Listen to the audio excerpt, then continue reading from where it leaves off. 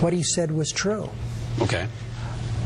And if you want to keep the insurance you have, you can keep it. The problem is, we did not put the bill into effect that way. There's a lot of administrative things kicked in, and there have been 3 changes in anyone's policy since then. It's not the same policy. What? Harry Reid's explanation have you scratching your head. You're not alone. Let's just say the townhall.com's Katie Pavlich is not exactly getting it or buying it either. Katie, I had no idea what it meant, but I did sense some backtracking there. Just a little bit. I'm with you. What? Here's the problem with this. The White House and the administration just relaunched this massive public relations campaign this week trying to get the public opinion of Obamacare back. It's very low. People are unhappy, and people don't trust the president. But the issue is when you have people like Harry Reid, even the White House going out and saying, well, you can still keep your plan. What the president said was true when he said, quote, if you like your plan, you can keep it, period. Well, what he said was still true. You're essentially telling 5 million people and families who got a letter in the mail, a cancellation letter for their insurance, that they're wrong and that somehow they are mistaken about whether their plan got canceled as a result of Obamacare.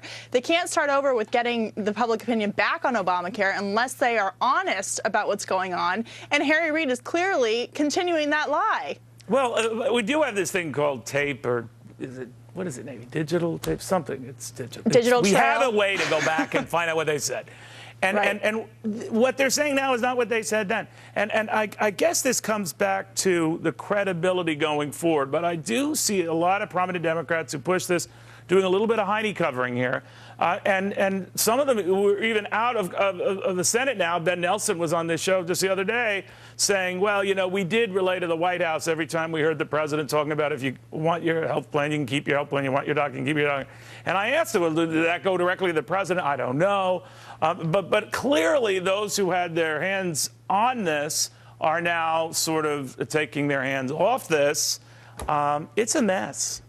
It is a mess, but they're still doing it in a very dishonest way. So you have Democrats trying to run away from this because they're worried about the 2014 elections. But let's not forget that this was a double lie. So not only do you have the president saying that people could keep their health insurance plans if they wanted to and that Obamacare wouldn't change that, you also had the Senate and Congress voting, Democrats voting against an amendment in 2009 that would have allowed people to keep their plans. So for them to now backtrack and say, well, we never said that, and the president, you know, we tried to convey to him that that wasn't the case. They had an opportunity to fix this years ago, and they're not doing it, and they're not doing it now either. And they can't fix it unless they're willing to be honest with people and say, no, actually, we lied to you, which is what they did, and we're sorry, but this is the way it is now, and it's the law, to quote the White House.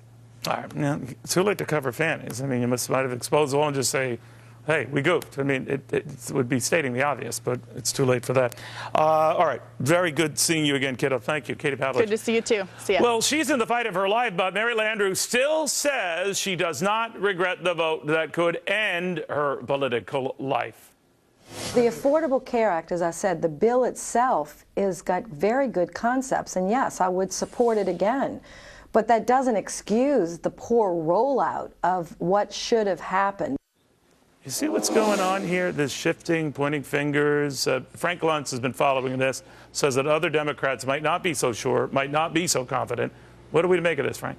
Well, you got to make of it that she should not be using the phrase, we got good concepts. Is it a good concept when the doctor says that I'm going to abandon my patients because I simply am not being reimbursed what I need to? Is it a good concept when insurance companies are saying that we can't put people back onto their plans after they've changed over the past 3 years? Is it a good concept when you're actually threatening Medicare and Medicaid? Neil, I don't understand why the Democrats don't simply say, which is what the American people want, as I'm doing right now, look the public straight in the eye and say, you know what? We had the right idea, but we did it wrong, and we're sorry. We apologize. Without that apology, the public's going to feel like there is no accountability, which, by the way, former Speaker Pelosi refuses to accept responsibility for the legislation. There'll be no accountability, and there's no common sense. It's one of the reasons why people are so angry with Washington right now.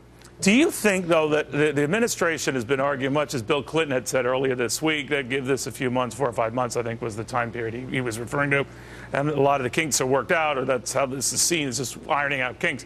I frankly think it's a lot more than ironing out kinks. I think there's a tsunami to come with corporate bosses when they have to kick in and decide whether they kick a lot of people out, maybe millions. But they hope and trust that more ultimately are proven to benefit than not benefit, and that, I guess, does decide this thing's fate. How many more benefit than don't? Yeah, but look at it. First off, we've been paying for this for the last few years. You and I are paying higher taxes as a result, sure. And we've seen nothing in response. You're telling young people they can stay on their parents' plan. You're guaranteeing no limits for pre-existing condition. Well, that costs money. And this administration... But it wasn't told that. I mean, yes, you got all the goodies, but you were told that it would not affect you paying more when we knew that then, and you and I talk about it then, that you don't get something for nothing. But now the reality is hitting home. And hell hath no fury like a voter scorned. The goal in all of this is to under-promise and over-deliver. And what this administration did was they over-promised, under-delivered. People now are realizing they can't afford it, even if they could get onto the system, which still 10% can't. And, Neil, I'm waiting for the Republicans to create an ad that says, oh, 90% of you are going to be okay. But for the other 10%, it's like doing an airline ad. 90% of our flights land safely. 90% of the people can get their health care, but the other 10% cannot. It doesn't work. It's a mess. And until the public is told we made a mistake, we're sorry, we're going to go back and do it right, then that anger, then Mary Landrieu's in trouble. I know her. I think she's a fine senator. And the senators in Arkansas is in trouble. The incumbent in Alaska is in trouble. If the Republicans recapture the Senate, it will not be because of their success. It'll be because of Democrats unwilling to accept accountability for this legislation. Wow. Frank Luntz, great seeing you again. Thank you.